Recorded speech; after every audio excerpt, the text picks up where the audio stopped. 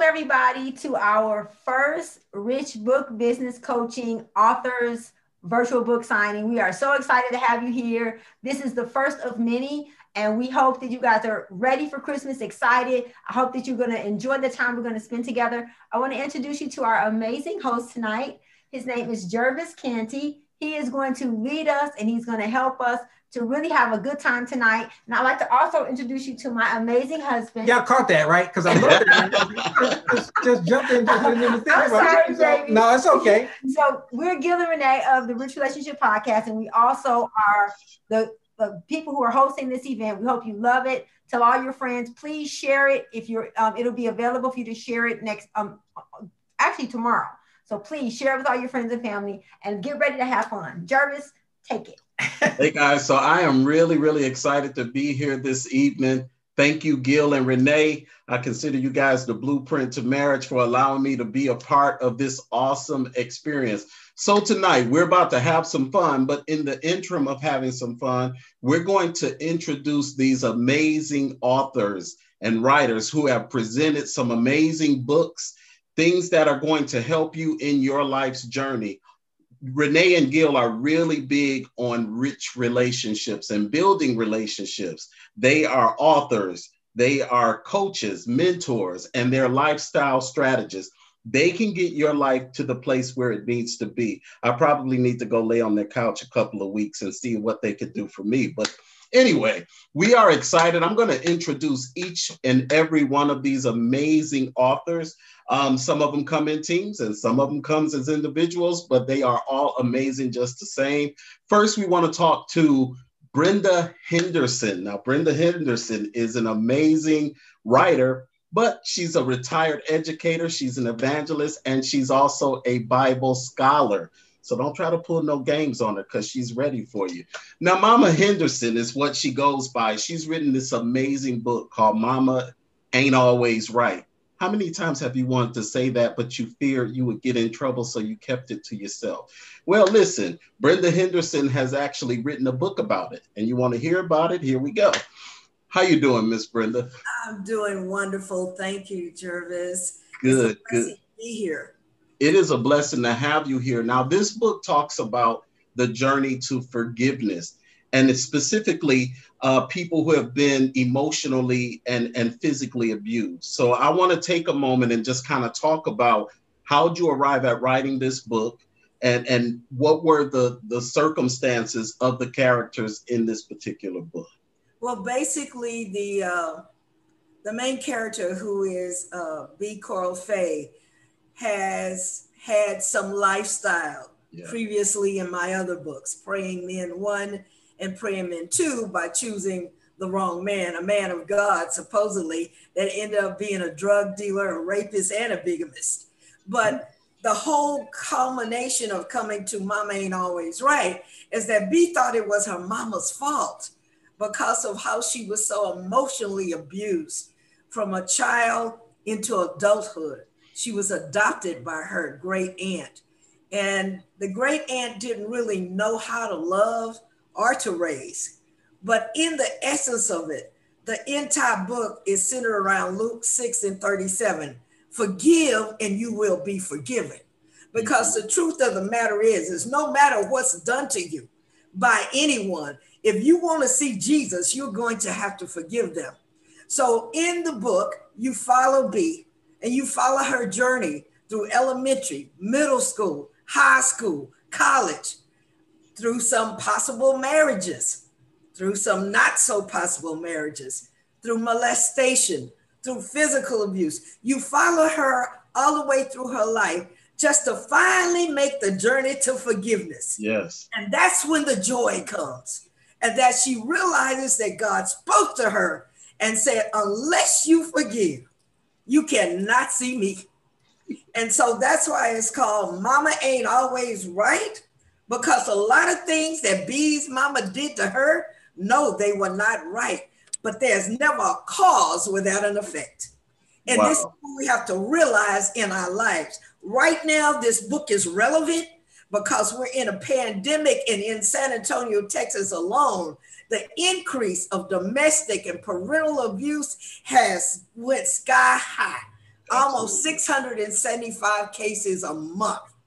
And so right now, while we're quarantined and we're up close and everybody's in a panic and people who trust God and don't trust God, not being judgmental, are all struggling some way, either emotionally or physically, psychologically, health-wise. They're suffering and struggling in some way. Absolutely. Well, this book is relevant because a lot of times you want to think that what we're going through, somebody else caused it. I wouldn't be going through this if she hadn't have told me how ugly I was. I wouldn't have always thought I was ugly. Mm-hmm. I wouldn't have gone through this, or I wouldn't have chosen this career if she hadn't told me I would never be good at this career. But in reality, what did God say? Yes. He has already chosen you. From Psalms 139 and 14, you are fearfully and wonderfully made, and your works, my works, you know right well. So let me ask you that first of all, I was a little chilly. Now I'm warm. So you got me excited. But I want to ask you a question. Now, there's so many elements of the Bible and elements that kind of help people, which is the blueprint in life, period. But I want to ask you a question about a person who may not, because a lot of homes aren't biblically based. And so with a family that is not biblically based, what would be your I'm drawing a blank. What would be your suggestions on how they can build, because a lot of people may be afraid of what's being said. But in the book, this story is amazing. So with the story, how would you kind of get a family to kind of read the book and kind of get the understanding of this is how you can get out of this situation, whether it be physical or mental? Okay, what I would tell them, in order for them to get a good understanding, there are tons of families and households that are not biblically based, but relationship is yours. Yeah. Salvation was yours in the beginning. So your relationship with God is what gets you through anything. Be sat on the porch. This is not in the book, but be sat on the porch many a day, just talking to God, because she felt like she was in a position that she couldn't get out of. I mean, after all, this is her mama. Her mama, who talked about her real mama as being a horrible person and couldn't keep her legs closed and this, that, and the other, which B found out as an adult wasn't even true. So you have got to have a relationship. Now, if you're the only one in the family that has a relationship that talks to God and hears from him, then you need to be the example, because I'm telling you, the Bible is wonderful. Christian literature, wonderful. All of that, wonderful. But these people that you are talking about, you're the only book they'll ever read. Tell me about it. Now, what led you to write the book? What made you write this book and made it in a way where people would be entertained, but also informed? What made you write this particular book? It's never a cause without an effect. And I was abused as a child.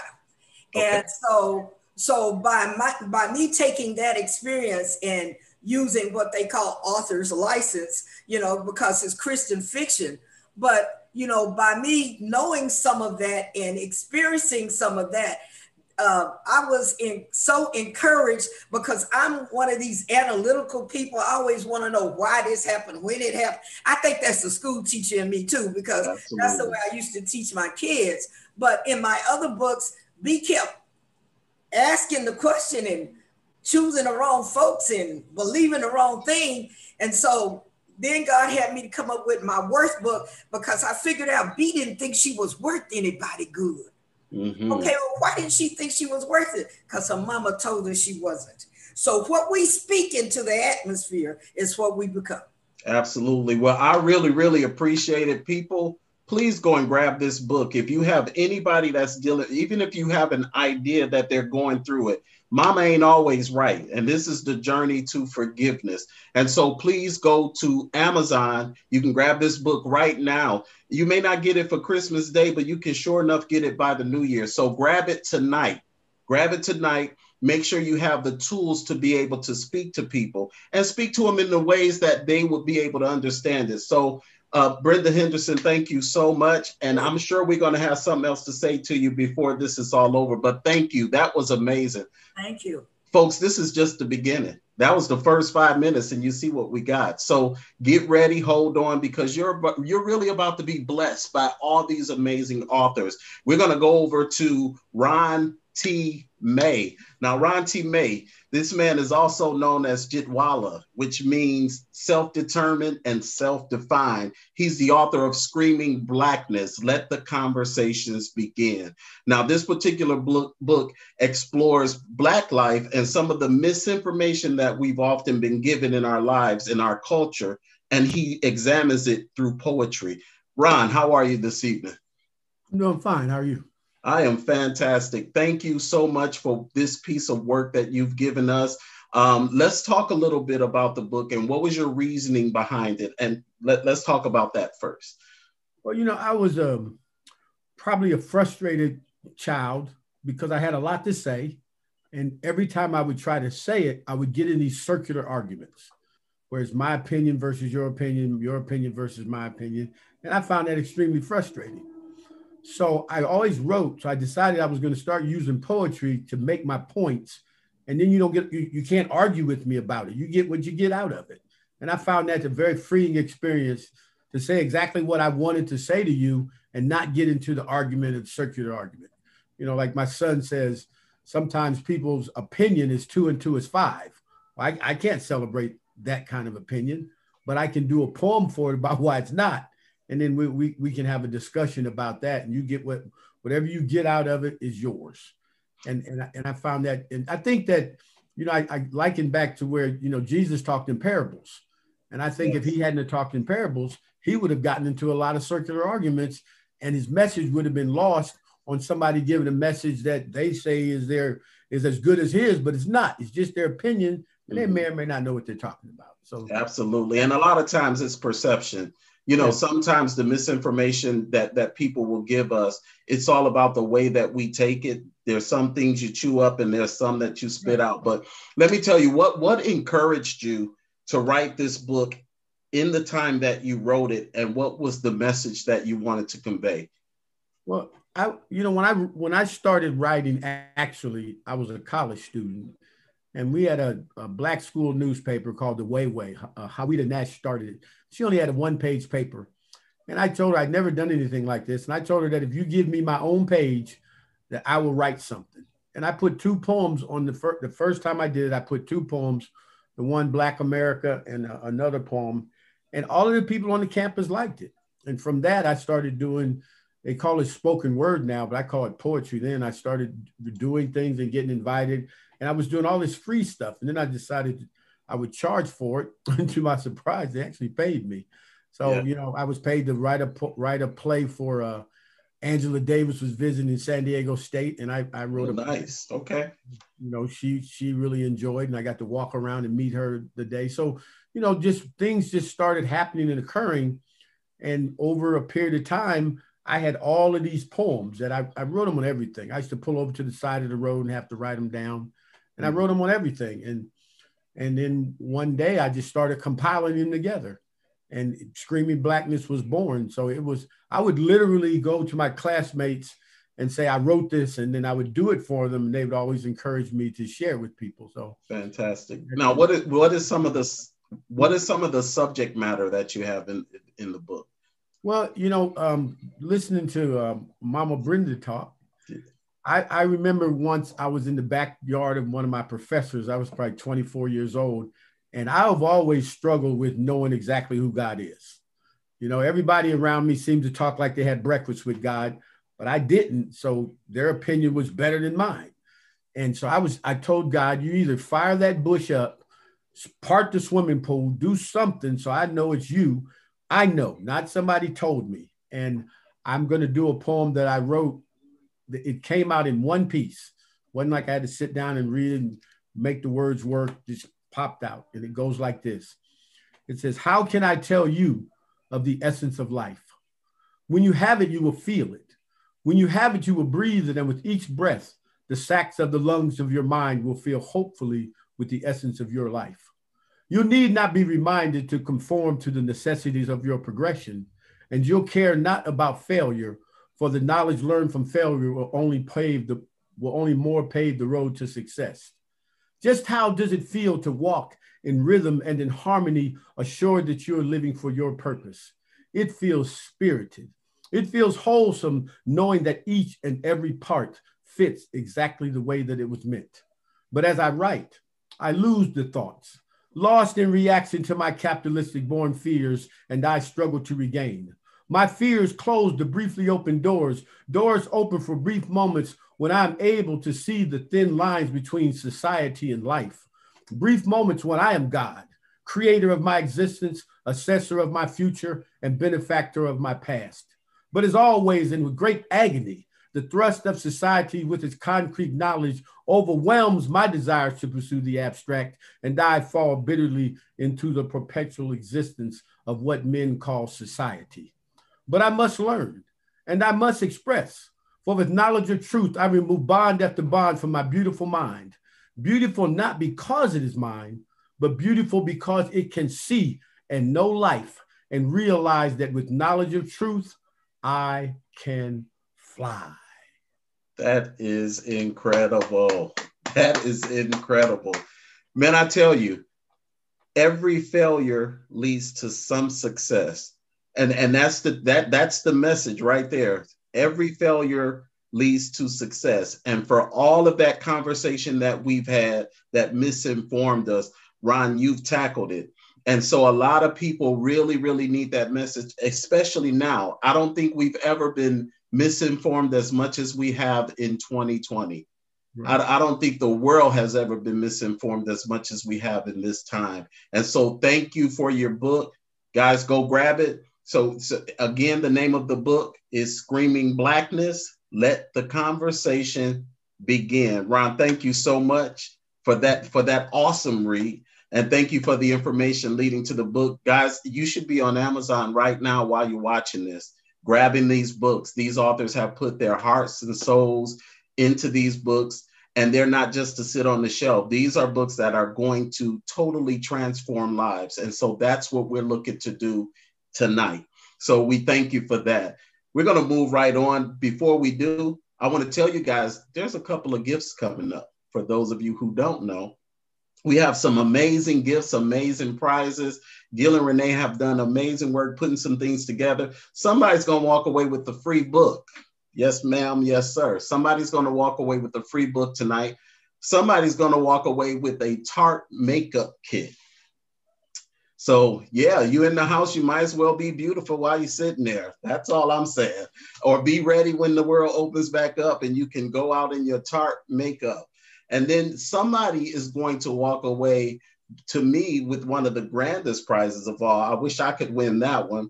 A 1-hour session with Gil and Renee, whether it be relationship or for book coaching. So a free hour of book coaching or relationship counseling. You guys are going to have an opportunity to speak with them for these prizes. So I am very, very excited about that. We're going to keep it moving because the time is moving and we are ready. You guys excited? Y'all having a good time? Let's see a show of hands a little bit. Yes, yes, yes. It's almost Christmas. You guys can send your Christmas gifts to me. I'll go ahead and put my Cash App right there. I'm joking. So we're going to move on to author Tisha Hammond. Tisha, how are you? I am blessed. Yes, you are. You are really blessed. Tisha, I'm excited to have you here. You have been called the small business cheerleader. I think that is such an amazing title. I think it's such an amazing title. You've written a book, The Daily Journal for Entrepreneurs, Your Season to Grow. Now, I got to have this book for myself, so I got to get this one. Now, you've written this book, and what this book is designed to do is help us realign our thinking, so that we can get to the matter of today's hyper competitive business world. So let's talk a little bit about the book. All right. So let's talk about the approach. So what made you write the book, and what is your approach to it? All right. So the catalyst to write the Daily Devotional for Entrepreneurs, Your Season to Grow, was literally because I had been in the room with many people, many different networking events when I was starting out my business. And one of those people really just set my whole soul on fire with one sentence. And he said, we were in Birmingham, Alabama at the AG Gas and Economic Empowerment Conference. We were both speaking there. And he said, success and wealth leave footprints. And it stuck with me for a mighty long time. And as I began to go through my business development and growing and scaling my business as a business consultant, I realized I was able to help people in ways that I wasn't able to help myself. And I just thought that was contradictory and off and out of alignment with what God must have purposed me to do. I was able to retire at the age of 41 years old. Beautiful. To do what? Just be of help to those here and there, and not be able to benefit in some way from the advice that I was sharing. And so I went into prayer and to deep retreat over, Lord, what is it that I'm missing something? How am I able to help so many other businesses grow, but mine is just not where I expected it to be? Mm-hmm. And it was clear as day that I needed to remember that although I created business plans for people, there was a master plan that I needed to follow and seek. And that, of course, was the gospel. And the gospel really moved me to elevate the way that I do business. And so what happened was I had a conversation with the gentleman who said success and wealth leave footprints at that conference. And I said, I remember I was standing in line, he was signing his books. I bought all 5 of his books that he brought to this conference. And I asked someone to take a picture of him signing books to me. And I asked him, would he do the foreword if I ever wrote a book? Wow. And he said, yes. And that gentleman is Dr. Dennis Kimbro, the best-selling author of Think and Grow Rich, A Black Choice. Mm-hmm. And he definitely followed through on his word. He wrote the foreword to the Daily Devotional for Entrepreneurs.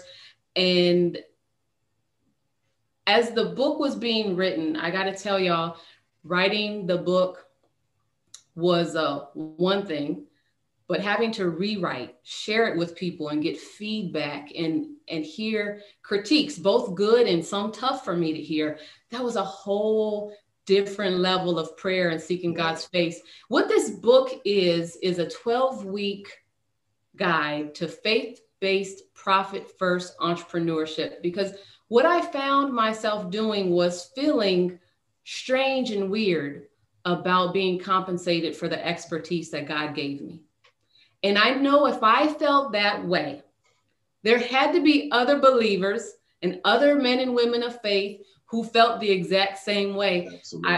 I remember that little voice saying, money is the root of all evil. And then the other one saying, no, that's not what it says. It says the love of money is the root of all evil. You can make money and impact your community and save for your grandchildren's great-grandchildren that you'll never meet and still have an impact in this world. Absolutely. And not feel guilty about your God-given talents. That's what this book does. It's business consulting. It is prayer. It is scripture. It is growth prompts that will grow your business every single day for an entire season. Wow. When the season is over, you reread it or you share it and you plant that seed somewhere else for someone in your community. That is absolutely fantastic, especially in the times that we're in. We're in a pandemic. So many people have lost their jobs. All this talk, it's not even talk now, it's the reality. We are in a recession. And so one of the biggest things that people can do for themselves is to start a business, no matter how small. We have to take our creativity to the next level and make it resourceful for us, because we've got to be able to provide and survive. I think this is the perfect book for this time. And I think you guys should really go ahead. While you're on Amazon right now, buying Brenda Henderson and Ron T. Mays and Tisha Hammond's book, get these books right now. But this book is going to help you grow. And again, like she said, you can plant a seed in someone else. Once you get your business established and once you get things going for yourself, you're going to be able to plant that seed for someone else. And we'll just keep growing. That's the nature of the game. We've got to keep growing, and we've got to keep getting everybody else up to the level where we need to be. So thank you so much, Tisha. That is outstanding. Let's give her a hand, guys. That was really, really fantastic. So now we get to the part where we talk about rich relationships. And so these remaining authors are all a part of this amazing project, Rich Relationships, Our Marital Code to Oneness. And we're going to talk about their sections. The first couple, we're going to talk to Corey and Tamika Jefferson. Corey and Tamika have been married for 19 years. Now, Corey is a wellness coordinator and a personal trainer, and Tamika is a licensed physical therapist assistant. Let's give them a hand, and we're going to have a conversation. How you guys doing? Good. How you doing? I am fantastic. I'm going to try to be as cool as Corey. Let me sit back. I'm doing fine too, Corey. Thanks for having us, Jervis. It's a pleasure. It's a pleasure to be here with you guys. I love being around. I love being the not smartest person in the room. So that makes me excited. So you guys actually were a part of this book project, and you all actually wrote the personal inventory portion of this book. Now let's talk about your contribution and discuss the personal inventory, which is truly you guys' life work, you know, being physical therapists and being a coordinator, personal trainer. You guys live the life that you're talking about in regards to personal inventory. Now let's talk about your approach to your writing and what encouraged you to write. What encouraged you to write? For me, just putting out there the importance of marriage and the ability to stay together for the long haul. We'll be celebrating 22 years Saturday. So that our anniversary. 22 years. Yeah. That deserves a hand too. Yes. Yeah. That is fantastic. A lot of work to get there. I bet. But we got an invitation to just speak on our love story. And, you know, we figured, you know, it's time. I guess you could consider us experts in how to, you know, maneuver marriage. So Absolutely. Our section, personal inventory, was very important. We've learned a lot about our own selves. We went internal into who we are and how we interact with each other. And in our section of the book, I speak on how I had to take inventory on my pride, basically, and learn to submit. And that's a big word in marriage. Women are like, I'm not submitting to nobody. I'm an independent woman. I can do. But submission is a very important factor in marriage on both parts, husband and wife.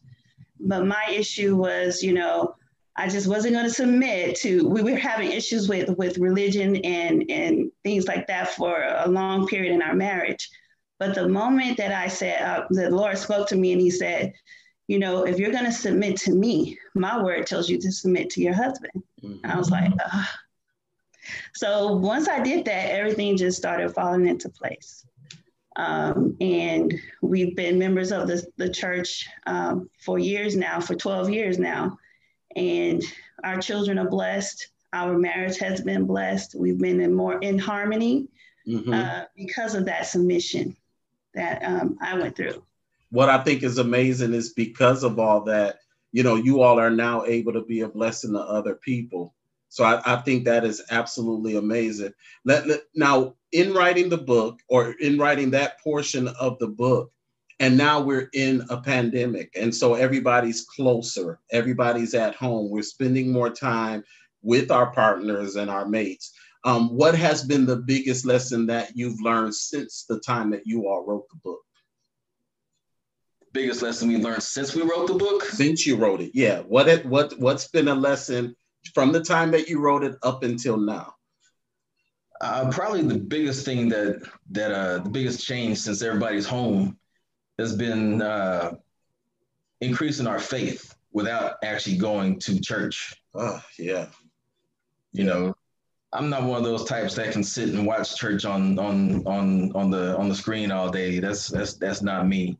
My wife and I will sit down and we'll read the Bible. We'll go through the stuff with some different lessons with our kids, ask them, you know, what's going on with them, what's going on with some of their friends, how their friends acting, things of that nature, just to delve further into what the kids are dealing with and how we can better help them and assist them in dealing with some of those issues that they've been having. And also tell them some of the stories that Tamika and I have been dealing with to better assist them in those issues. Mm-hmm. Man, we've gotten a lot closer to God, even though we're not in the house of the Lord. Man, the house I love that. I love that. Yeah. Yeah, because now you're in your own domain. You are at home. There's no distraction of people in the church. There's no distraction of the band and the choir. You got to get right into the meat of the matter, you know, and you got to find that way where ministry works in your household, you know, because the head is always present. But then when it comes down to the body, we got to find new ways of reaching the head and receiving what we need to get from the head. So I think that is amazing. Again, they've written about personal inventory, and all of these authors have written about things that are going to be touching to this moment that we're living in. So while you're there, most of you may have the Rich Relationships book. Buy another one for somebody else. Grab somebody. There we go. There we go. Tisha Hammond has hers right there. Buy that book for someone else. And Corey and Tamika has that. That's what I'm saying. That's what I'm saying. That's branding is what we call it. Pashan, I see yours down there too. Wonderful segue. Let's look at this. Look at this right here. Look at this right here. This makes me excited. This is the stuff that makes us excited right here. But grab the book. Please grab the book, ladies and gentlemen. You will not regret it. We're going to go, I hope I say it right, Tyron and Pashan Allen. Now, these are two amazing people. They are both military vets. I'm not going to talk about the years because I got the last year's wrong, so I'm going to get these right. All right, but Tyron has worked in IT for over 25 years, and Pashan is a broadcast journalist and the host of a weekly podcast, Women in Ministry on the Move. They're also co-authors of Rich Relationships, Our Marital Bond to Oneness, Marriage, and Ministry. That was a whole lot that I just said. Let's give them a hand so I can breathe for a minute. Hallelujah. Now, in the book, you all cover marriage and ministry. Woo. And let me tell you something. Now that's a topic in itself that could be the whole book, and we could talk about it all night, because marriage and ministry, it's a fine line right there. You know, but when you look at the two, marriage is ministry. And so you've got to be able to cater to both. Now, you all talked about it. Let's talk about this topic that's probably more important to anybody, because we have such a high percentage of marriages that are ending because people aren't able to, like Corey said, go to church. They're not able to get to God so that they don't lose their mind dealing with their partners. Let's just be real about it, you know. So let's talk about the message in the book. And in this section of the book, what made you decide to tackle marriage and ministry? Well, sure. Okay. It's what we lived and what we experienced, you know, and it became our testimony. And at first we was like, well, we're going to write on communication. And Renee said, you know what, we have other people writing on communication already. Can you write on marriage and ministry? And it hit us hard in our spirit. And we was like, we got the t-shirt, the hat, the keychain. We can talk about it. Oh yeah. You know, we can talk about it. We've lived it. And so we wanted to share what we experienced and with people to help them overcome. It's okay to serve in ministry, but it's not okay to replace your marriage, your family, and your kids on the altar of ministry. Yes. It's not okay. It has to be a balance, you know, because that's why marriages are ending in divorce, because our priorities are out of alignment, you know, and we forget that family is the first ministry. Come on. You know, family is the first ministry. It's okay to serve on an auxiliary, but if you're at the church more than you are at your job, can I get a hallelujah? If you're at the church more than you're at your job, you're wrong. If you're working on the ministry so much, you don't have time to spend with yourself. You don't have time to see. We think working in an auxiliary is working for God. It's not. If you're working on so many auxiliaries that you don't have time to spend with God, you don't want to get to heaven. I don't want to get to heaven and have God say, depart from me, for I never knew you. Well, God, I served on this ministry. I was on this ministry. I did this. And God said, well, you never spend any time with me. You know, I don't even know who you are, you know? And so I love that God took us through all of that, and he taught us to come together. You know, it's okay for us to serve on two different ministries, auxiliaries, but we need to talk to each other and say, well, how many days are you expected to be at the church, and what days? How long are you expected to be at rehearsal? You know, so we're not crisscrossing and we never see each other. Yes. You know, and so it's important that we spend time with our kids, you know, and so, and we wanted people to know it's okay to say no. No isn't an anointed word. It's okay to say no. You know what? No, Pastor, I can't serve on this ministry because I'm already serving in the cleanup ministry or the unseen hands ministry and the children's ministry. I also sing on the choir. I'm sorry, no, I can't be on the parking lot ministry this time. You know, it's okay to say no. And it's okay to say, you know what? I'm overwhelmed. I'm overloaded. So I need to find which ministry is the perfect fit for me. I can go forth in that. Now, in this moment, saying no sometimes is your life requires you to say no. You know what I mean? Right now, sometimes your life requires you to just say no. Now, Prashant, we heard you talk.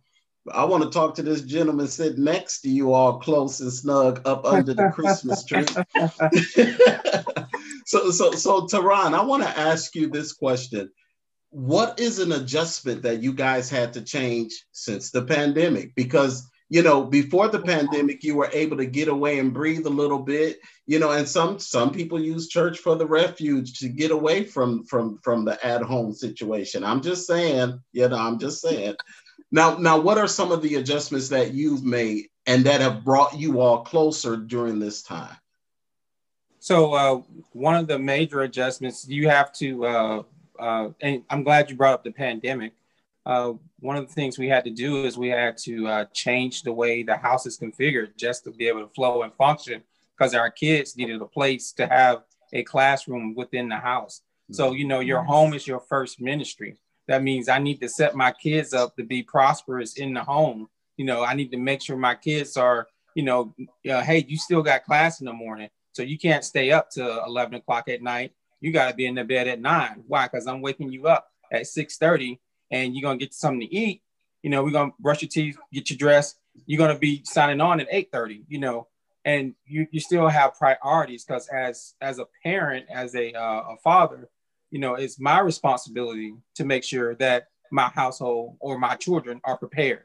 Absolutely. And that's my job. So, you know, no one else is going to ring my doorbell and say, hey, I came to step in and be the dad for the day. You know, that's my job.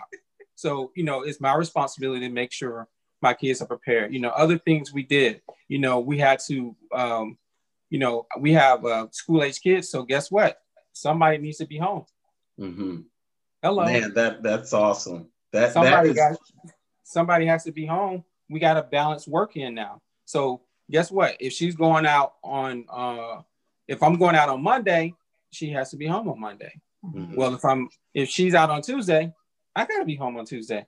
Yeah. That's things we have to coordinate. So, you know, the thing about it is that at the end of the day, the kids are so much more blessed. You know, the kids are so much more comfortable. The kids are growing and flourishing. Yes. You know, hey, we got A students, you know. Glory. and that's what you're looking at. You know, it's like we hear all these horror stories of, hey, we haven't seen your kid on the chat in 2 weeks. What? Are you kidding me? Your kid hasn't been to class in 2 weeks. Mm-hmm. You know, those things are happening. It's true. And you know, these teachers don't have a choice. Hey, we're gonna have to flunk your kid. He hasn't been coming to class.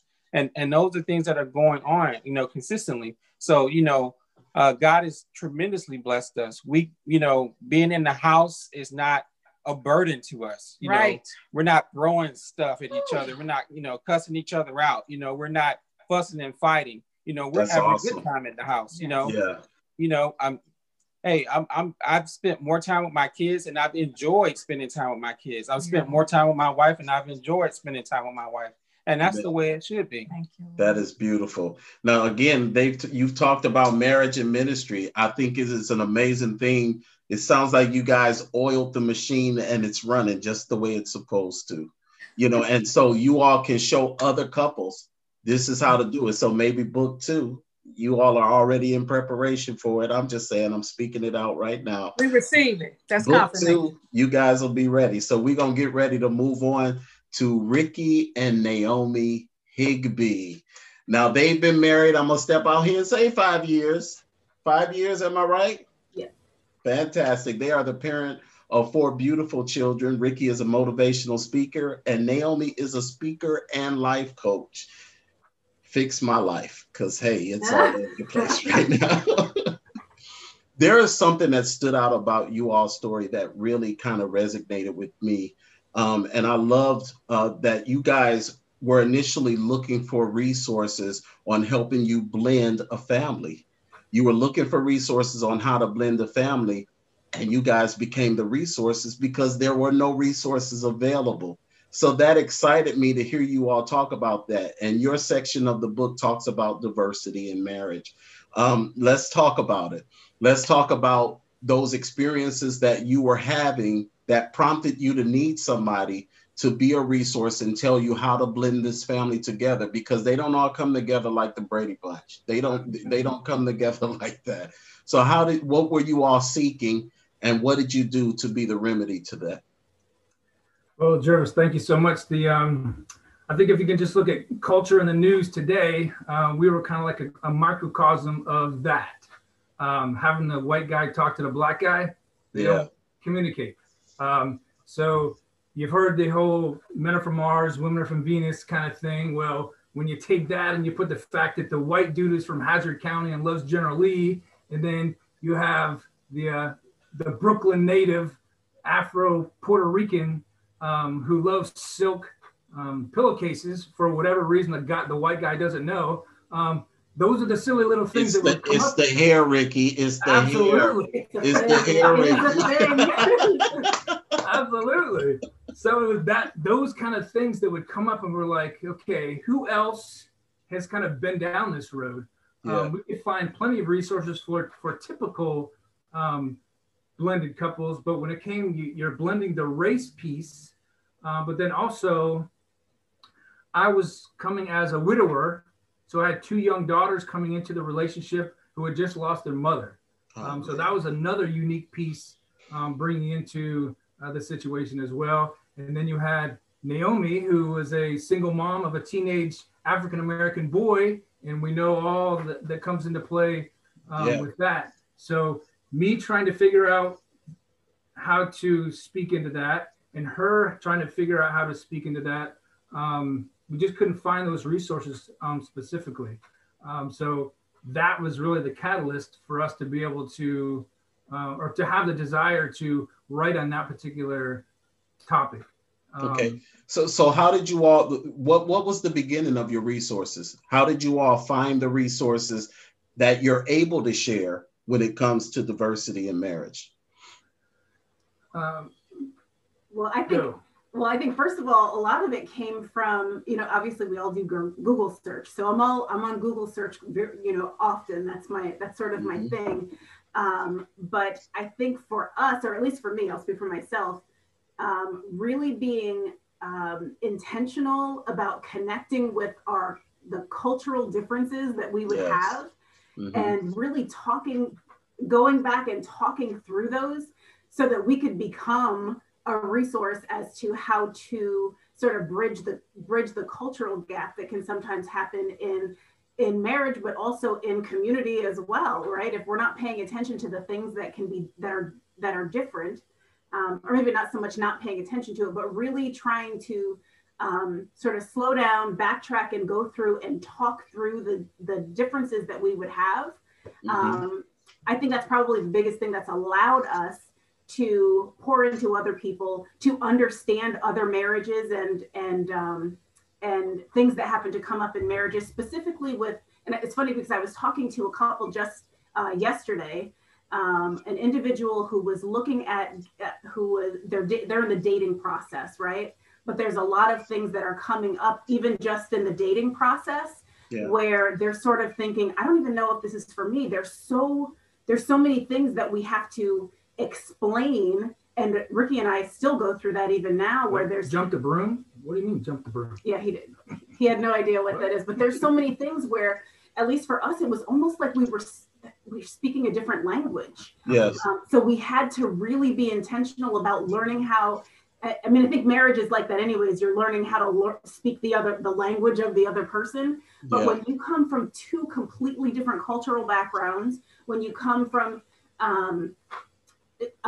areas of the nation where, where I came from a community that was a bit more urban, Ricky came from a community that was a bit more rural, and it's just blending all of those things and those experiences to try to connect. And we're all, in our first 2 years of marriage, we were always on a different page because we couldn't understand each other. Absolutely. Now we're getting to that point where we can do that, and we can actually pour into relationships to relate the other people's relationships as well. Yes. So you all went from the Tower of Babel to the Valley. So now you all are enjoying the Valley experience in your marriage, and you're able to lead everybody else to the Valley. So thank you guys so much for your story. Listen, folks, now through Christmas, you're able to go to Amazon and download the ebook of Rich Relationships, Our Marital Code to Oneness and Diversity in Marriage for only 99 cents. So here's what I'm suggesting. I'm going to give you a challenge. I want you to take $20. And I want you to download that book 20 times. Yeah, you don't have to. You could easily just share it. However, download it 20 times and send it to 20 people. Send it to people that you've not been able to see because we can't go to church. Send it to the pastor and his wife. Send it to everybody that you could possibly send it to. Here's what you want to do. And here's the list. Here's your homework, folks, those of you that are tuning in. I want you to go and I want you to type in Brenda Henderson, Mama Ain't Always Right. And I want you to click that quick buy. Don't hesitate. Don't cheat. Click quick buy. Then I want you to go over and look up Ron T. May. And I want you to get Screaming Blackness, Let the Conversation Again. And now you're warmed up. Your fingers are working. I want you to get Tisha Hammond. I can't even talk. The Small Business Cheerleader, a daily journal to entrepreneurs. And then I want you to type in Corey and Tamika Jefferson. That might take you a little longer because it's a little more letter. But I want you to grab the Rich Relationships book. You'll also get Tyron and Prashan, and you'll also get Ricky and Naomi, and you will also get Renee and Gil, who I'm about to turn it over to right now because we've got some giveaways and they're going to close us out. Okay. Man, Jervis, do you guys see why we have him? You guys, let's give him a round of applause. Jervis, you are absolutely amazing. This was so amazing. I hope that all the people who have joined, all the audience, let's give our audience a round of applause.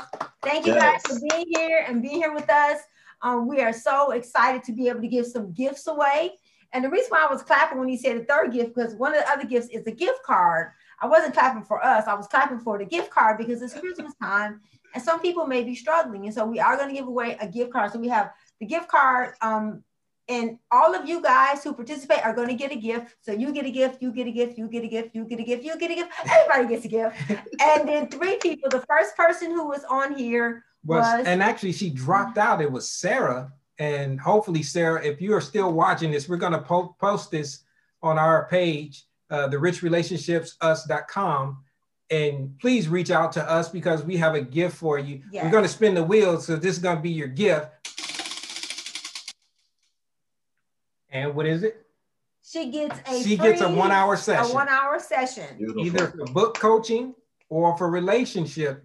So please, Sarah, reach out to us. via richrelationshipsus.com for that free gift. Sorry, I seen you popped in and I seen you came back in and then you dropped back out. So please reach out to us so we can get that to you. And then go ahead. It's richrelationships.us@gmail.com. Send us an email to richrelationships.us@gmail.com, Sarah, and we'll get your gift to you. Because you don't have to be present to win. You were here and we appreciate your time. And the last person, and hopefully this may catch her by surprise, is Gwen Jones. So Gwen Jones, I see you were the last person to actually log in. So that's what we're going to do for you. So y'all bear with us because Renee just been itching to spin this wheel. So she got to spin the wheel. Go ahead, spin the wheel, baby. This is not a prop. This is real. Gwen, you get a gift card. Yay! And if you rather just have us Cash App you, Gwen, to our email address, just send us your Cash App name, or we can send you the actual gift card, or we can Cash App you. So our email is richrelationships.us@gmail.com. Congratulations on your gift. And we got one more. We got one more. And so, and this maybe catch him by surprise. Reggie. I see him logged in just as Reggie. So we are actually going to bless you this week and before the holiday season. You probably didn't know it, but we thank you for taking your time and investing your energy or your time just with us and our amazing co-authors. So Renee, spin that wheel. Hopefully it's not the Tarte makeup. It's a book.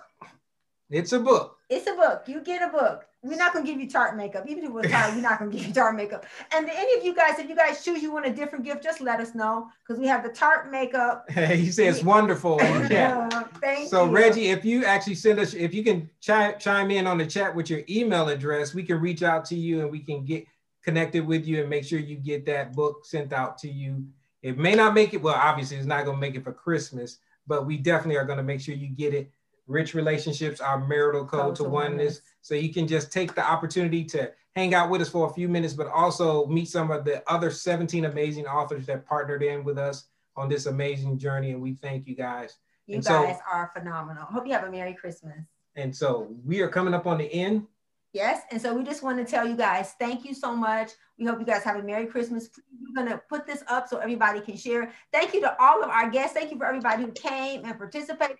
Thank you for everybody who's going to watch this later on. Thank you for everyone who's going to share it. And just remember, we are stronger together. Everyone have a Merry Christmas. Be blessed. We love you. And we look forward to doing this again. Fantastic. Great meeting you all. Merry Thank you, Christmas. guys. Hold on one second. I'm just stopping.